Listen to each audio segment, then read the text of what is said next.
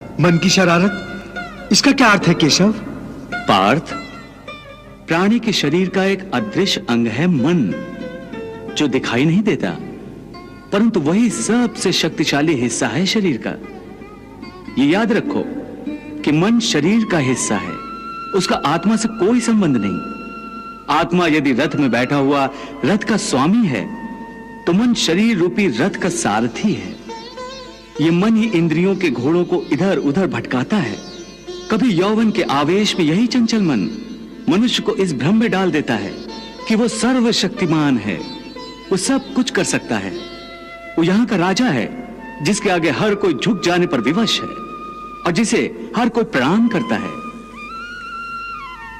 जिस तरह दीपक की बाती को दीपक तले छुपा अंधेरा दिखाई नहीं देता, उसी तरह जवानी को उसके पीछे छुपा बुढ़ापा और कमजोरी दिखाई नहीं देती। परंतु जब शरीर के दीपक में यौवन शक्ति का घी जल जल कर समाप्त होने लगता है और दीपक तले छुपा अंधेरा बढ़ने लगता है, तो मनुष्य घबराकर चिल्लाने लगता है, मैं बीमार हूं।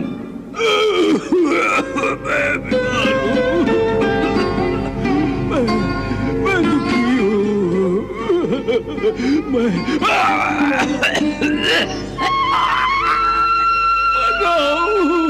मैं मर रहा हूं, मुझे बचाओ। ये रोने का नाटक भी मन ही करता है। हे अर्जुन, मनुष्य को मैं के घमंड की मदिरा पिलाकर मदहोश करने वाला पाखंडी केवल मन है। उसके हाथों में मोह माया का जाल है, जिसे वो मनुष्य की कामनाओं पर डालता रहता है और उसे अपने वश में करता रहता है।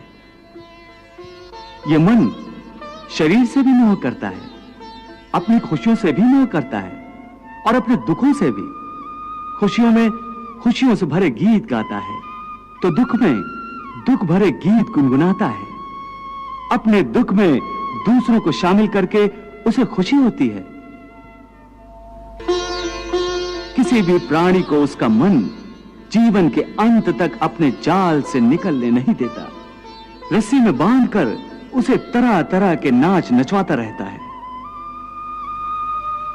वो जीव को इतनी फुर्सत भी नहीं देता कि वो अपने अंतर में झांक कर अपनी आत्मा को पहचाने और आत्मा के अंदर जिस परमात्मा का प्रकाश है, उस परमात्मा का साक्षात्कार करे।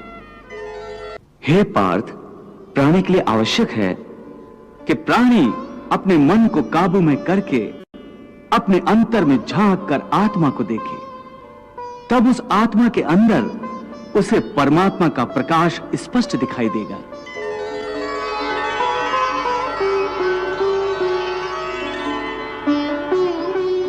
उसी को परमात्मा का साक्षात्कार कहते हैं। तुम तो कहते हो कि अपने अंतर में झांक कर आत्मा को और उस आत्मा में प्रकाशित परमात्मा को पहचानो, अर्थात आत्मा से अलग कोई और है जो आत्मा को पहचानेगा। ये किसको कह रहे हो कि आत्मा को पहचानो? कौन पहचानेगा अंतर की आत्मा को? तुम्हारा मन। मन? हाँ, तुम्हारा मन। परंतु तुम तो कहते हो कि मन माया के भ्रमजाल में फंसाकर प्राणी को बहुत नाच नचाता है, फिर वह आत्मा और परमात्मा की ओर क्यों ले जाएगा? तुमने ठीक प्रश्न किया अर्जुन। उसका उत्तर यह है कि जब तक तुम अपने आप को मन और विषयों के अधीन रहने दोगे, तब तक वो तुम्हें नाच नचाता रहेगा। हे पार्थ, मनुष्य का शरीर एक रथ की भांति है। उस रथ के जो घोड़े हैं, उन्हें मनुष्य की इंद्रियां समझो, जैसे आंख, नाक, कान, मुख, जीवा आदि। उन इंद्रियों को, घोड़ों को जो सारथी चलाता है, वो सारथी ही मन है। और उस रथ में बैठा हुआ जो उस रथ का स्वामी है, वही आत्मा है। मनुष्य की इंद्रियां अपने विषयों की ओर आकर्षित होती रहती हैं और उसका मन इंद्रियों को उनके विषयों की ओर ही दौड़ाता रहता है। यह तभी तक हो सकता है जब तक जीवात्मा अपने मन को अपने काबू में ना लाए। जब तक मन काबू में नहीं आएगा, वो इंद्रियों को उनके विषयों की ओर ही दौड़ाता रहेगा।